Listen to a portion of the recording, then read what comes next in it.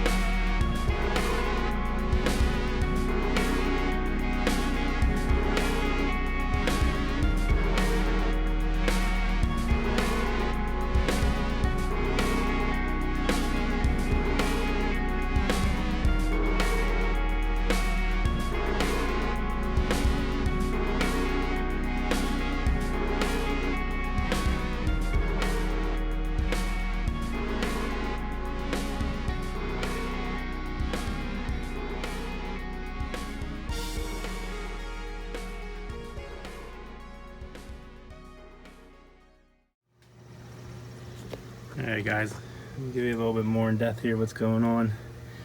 As you can see, took the hood off, battery, computer, engine, obviously, engine with exhaust pipe there, and this is what we have left. As you can tell, I had already, in case you didn't see the previous video, I did buy this ski not running, bad engine, and prior to me making videos, I pulled out the bad motor. I had a good 720 motor at the time, and I put that in. Now most of you guys, if you guys know HXs anyways, if you notice, I said it was a 96 HX, but that is a splined, I think in 95 they had a splined drive shaft, but then in 96 they went to the coupler with the rubber gasket in between the four fingered coupler. Kind of actually exactly like the one that's back here. I don't know if you can see it or not. Let's see if I can get in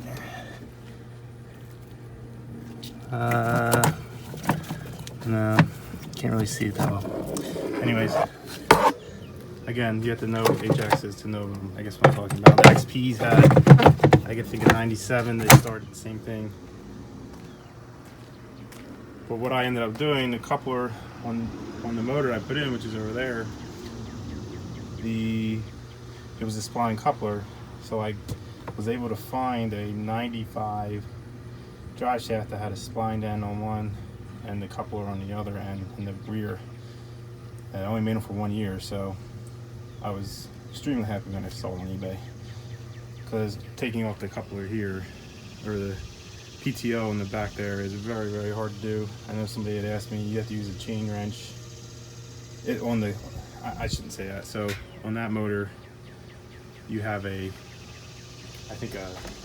easier to get off because it's a spline coupler. But if you have the HX or the XP's 4-prong coupler or 4-finger coupler, you need a chain wrench to basically wrap around this whole thing, and these things are not easy to get off, and using a chain wrench makes it 10 times harder. But while we're over here, here is the motor.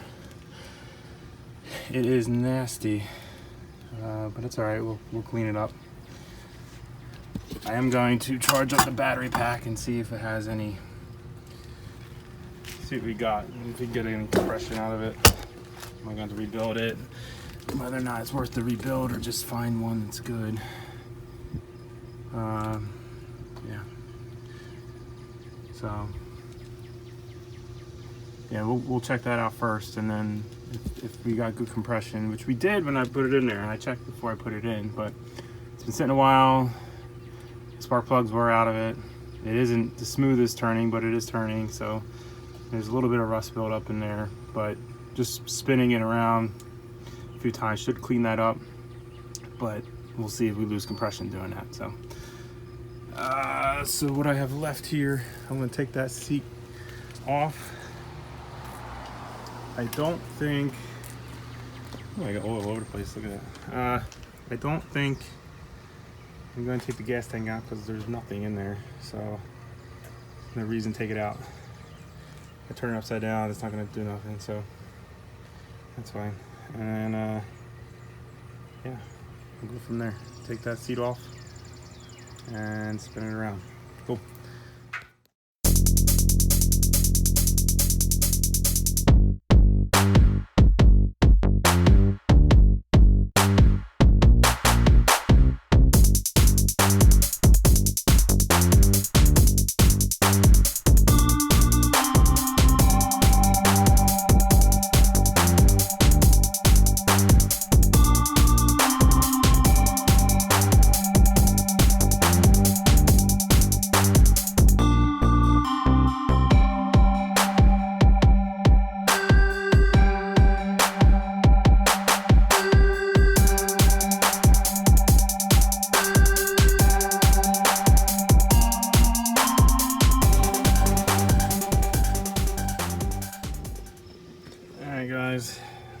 seat was pretty easy to get off. It wasn't bolted down, so it's just a matter of pulling it out. So that was easy. This pump here, 4 bolts, that came out. I am going to try to remove this. Phillips heads, never a good solution there. I have a feeling I'm going to strip those out, but if you see there is a bunch of trash in there, I want to try to see if I can get it out a little better. Other than that, I think we were pretty good. Yeah, so let's try to get that out.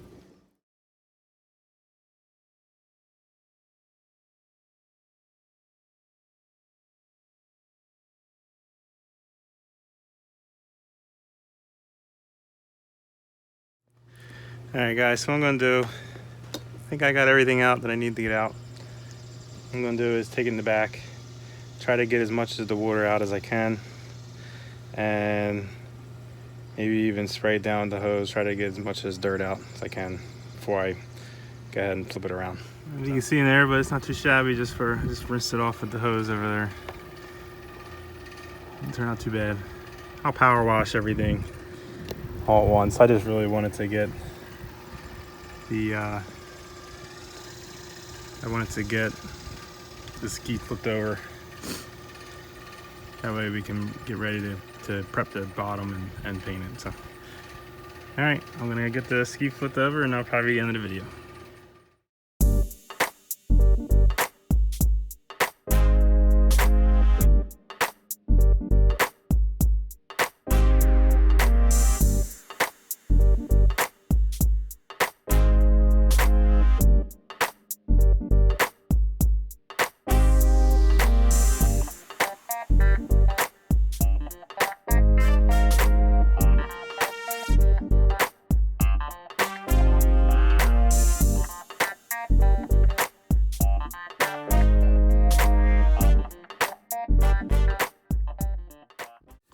Well, that was a lot harder than I thought, but we got it accomplished. Take a look at the back here. Not too bad. No major dings, I don't think. Didn't really get to look at it too good yet. But overall, could be worse. 96, right? So, what's that? That's just that's a square. Okay. So yeah, I'm gonna push this to the back. Oop. Still got a bunch of stuff here I gotta clean up. So I'm gonna go ahead and do that. I am sweating like crazy. It's only getting hotter out. So this is the end of the video. Next video will either be looking into that motor, checking it out, see if it's still good or not, and or starting to prep the bottom of this hole. So thanks for catching up. All right, guys, if you like what you saw, please go ahead and smash that like button. If you're not already subscribed, go ahead and hit that too. You can also turn on post notifications. That way we put out a new video. All right, it comes right up on your screen there. See you guys on the next video.